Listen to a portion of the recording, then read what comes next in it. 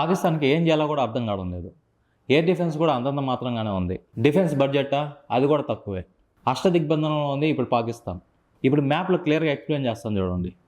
ఈ పాకిస్తాన్‌లో ఈ కరాచీ పక్క నుంచి ఇక్కడ వరకు బలోచిస్తాన్ సొంత దేశంగా ఏర్పడాలనేసి చూస్తూ ఉంది.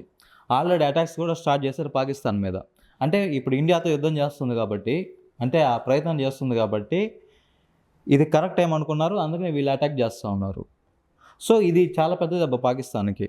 అంటే ఈ సైడ్ అయితే ఇండియన్ ఓషన్ నుంచి ఇండియన్ నేవీ మళ్ళీ అటాక్ చేస్తూ ఉంది. నిన్నటి నుంచి స్టార్ట్ చేసింది. మనకి ఎలాగో యుద్ధం జరుగుతూ ఉంది. ఆ సిచ్యువేషన్లో కూడా ఎయిర్ డిఫెన్స్ని నాశనం చేసేస్తాం మనం ఇప్పటికే.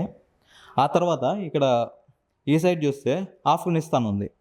ఆఫ్ఘనిస్తాన్ పాకిస్తాన్కి ఫ్రెండ్ కాదు, కానీ కొంచెం ఎనిమిలాగే ఉంది. ఏ విషయంలోనూ పాకిస్తాన్కి ఆఫ్ఘనిస్తాన్ సహాయం చేయదు. ఇప్పుడైతే అసలు చేయదు, ఎందుకంటే ఇండియాతో పెట్టుకున్నారు కాబట్టి. సో ఈ చుట్టుపక్కల కూడా టోటల్గా శత్రువుల్లో ఉన్నారు. ఆల్రెడీ అన్ని దగ్గర నుంచి అటాక్ చేస్తూ ఉన్నారు. ఇంకా బంగ్లాదేశ్ గురించి వద్దాం. వీళ్ళు ఉండేది అంతా, వీళ్ళ అఫీషియల్ ఎవరో పాకిస్తాన్ మీద ఇండియా అటాక్ చేస్తే బంగ్లాదేశ్ వెళ్ళి ఇండియాలో కొన్ని స్టేట్స్ని ఆక్రమిస్తామని చెప్పారు. ఒకసారి ఇది అయిపోతే ఒక్క పిడికిలు బిగిస్తే చాలు ఈ దేశమే ఉండదు.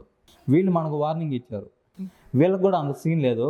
వీళ్ళ దేశ అఫీషియల్ కూడా ఆ కామెంట్స్ని కొట్టిపడేశారు, ఇది అఫీషియల్ అయితే కాదు అనేసి.